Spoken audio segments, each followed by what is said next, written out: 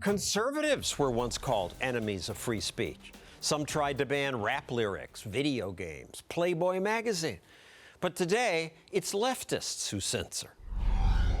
A confession that got him fired from NPR. Longtime investigative journalist Cheryl Atkinson is out. I was silenced. When Melissa Francis on CNBC suggested that Obamacare's math didn't add up.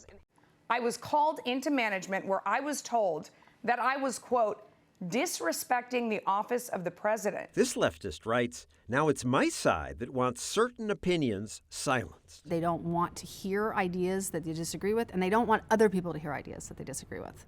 When it comes to things like global warming, climate denial is a lie. Gay marriage, affirmative action, the left often says the debate is settled. That's it. There's nothing else to talk about. Liberals have typically believed in free speech, debate, and dissent. This used to be a really central part of liberalism, and it was based on the idea that let the best idea win. But now it's, I'm offended. Get off this campus. We don't want you here. If you don't shut up, we're going to call you a bigot. We're going to call you a homophobe. We're going to call you something that's going to make everybody else not want to have anything to do with you. It makes you a slut, right? After Rush Limbaugh said that about birth control activist Sandra Fluck, the left tried to get his show canceled. Opinions shouldn't be illegal. It was good that he was defended by this leftist. I am not a big fan of Rush Limbaugh.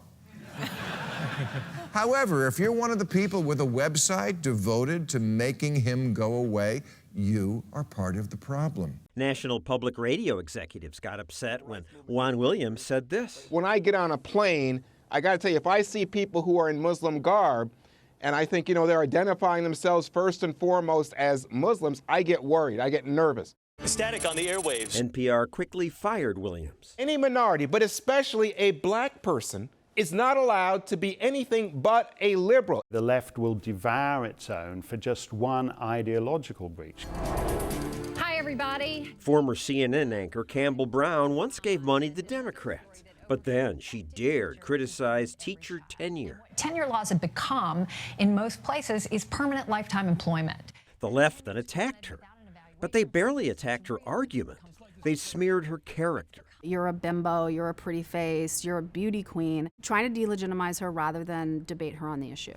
They smear her personally. Oh, well, I'm sure you get comments on your website, and I get emails, and dumb people say toughen dumb up. stuff. Just say toughen up. The public dialogue is not a place for the bashful. Quit being a bunch of wimps. Left-leaning columnist Ellis Hennigan disagrees with Kirsten Powers. He says people on the left don't silence anyone. I think it is simply mistaken to suggest that that's all some conspiracy of the left.